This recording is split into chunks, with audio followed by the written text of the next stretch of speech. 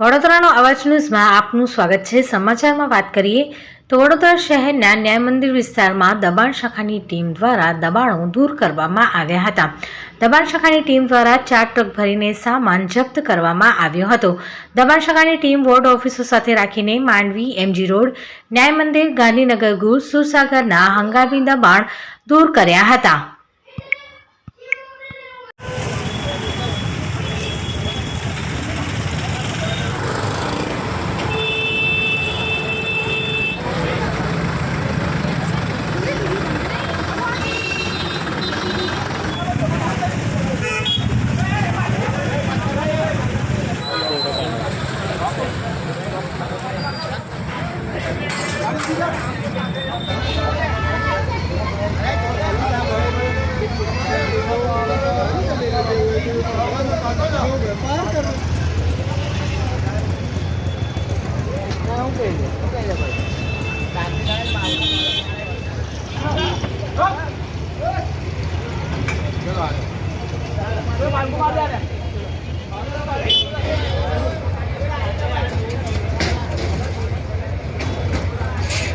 માં સમાવેશ વિસ્તાર ગાંધીનગર ગૃહથી લઈ